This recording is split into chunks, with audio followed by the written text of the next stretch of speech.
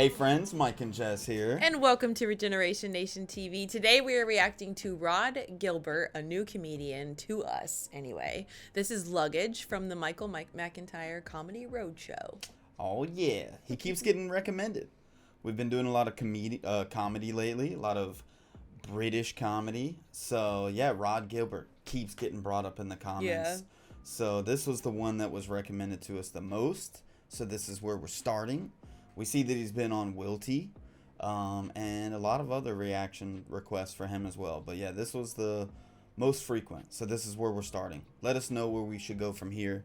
We've got links for his channel, this original video down below. Go check him out. But let's get into this. Let's do it. I flew to Ireland. Any Irish in? I flew to Dublin a few years ago, and I've told this story all over the world, you know, and everywhere I've gone, I've blamed a different airline for this story, but the true story happened on a flight to Dublin, and I can't tell you the name of the airline I flew with for legal reasons. We'll call them Ryanair, right? And listen, I was excited. I was going abroad. I'm Welsh. I bought shorts. T-shirts, sunglasses.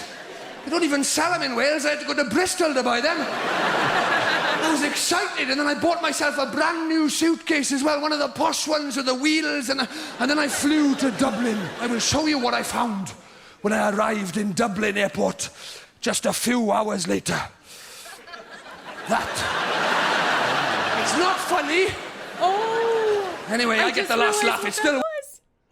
His whole suitcase is gone, dude. Oh my gosh. It was a nice posh one, and somebody was like, you know what? I'm taking this. You can keep the handle, though. Yeah.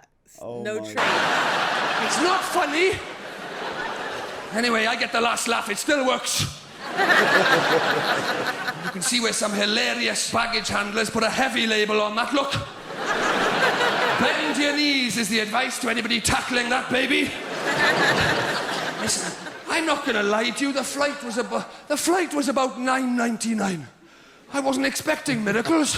If I'm completely honest with you, the first 3 times this went round the baggage carousel, I laughed.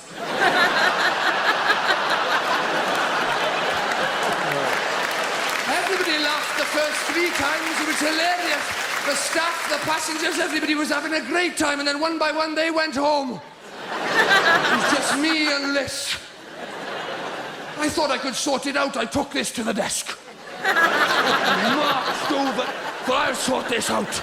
I didn't know what I was up against. The girl on the desk looks at me, no hint of irony. She says, what seems to be the problem? I said, mainly it's about my luggage. She said, is that not it? I said, this is some of it. Don't get me wrong, I'm thrilled to get this back. The thing is, I'm here for a month. I'm pretty sure I packed more than this. She started asking me those questions. You know those questions they ask you in airports? I've heard these questions all over the world. They're normally perfectly sensible questions. There was no need for it. She said, could anybody have interfered with it? I said, we probably shouldn't rule that out. She said, have you left it unattended at any point? I said, I suppose I must have. I'm not the most observant person in the world, but if this had happened while I was wheeling it through the airport, I think I'd have noticed. Surely it would have gone very light, very quickly. So did you pack it yourself? I thought, why? What are you suggesting? I think my mother packed for me and thought this is all I'd need. She said, we'll do a report. Don't you worry, Mr. Gilbert. We'll soon have your luggage back. I thought, good, this is progress. Do your bloody report. And it was all going quite well until about question 3. She took my name, she took my address, and then she said, does your luggage have any distinguishing features, Mr. Gilbert? It's got a long black handle, if that's any use. She wrote that down. Everyone's a comedian in Ireland, aren't they? Everyone's, especially the taxi drivers, they're the worst. Because I walked from the airport to the taxi rank. And bear in mind that I didn't have a 5-minute story to tell. I just had 22 kilograms of missing shit. I wasn't looking too pleased, you know, but the guy in the first taxi, he saw me coming along with this. His eyes lit up.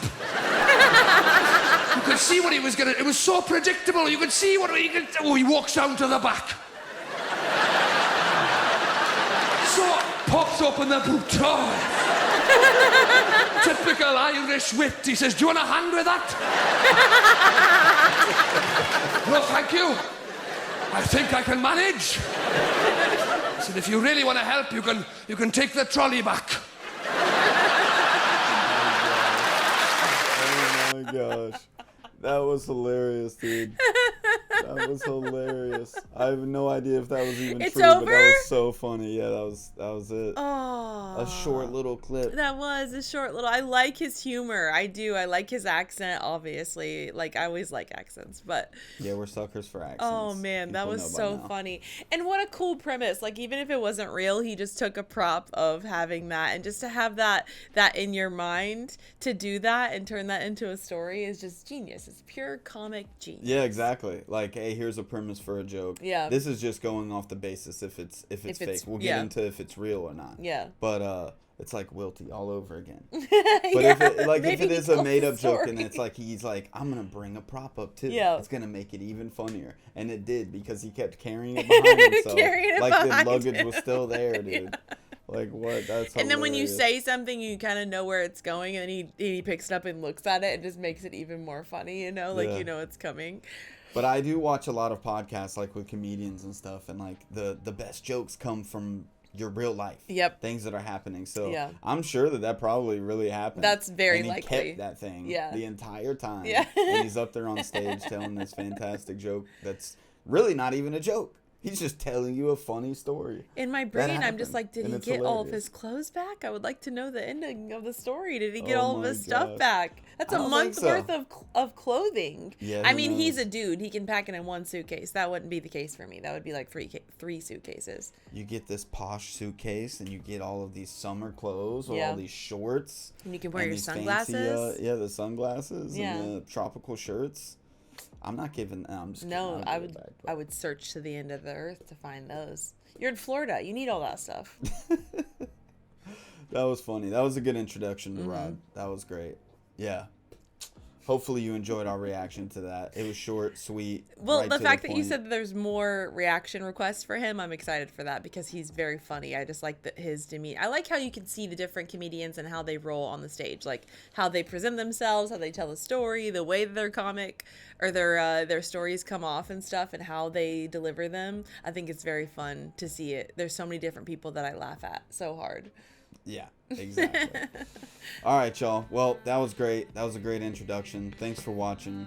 And yeah, we'll see you on the next one. Bye, friends. Peace. I'm not scared of your love, so show me it. Let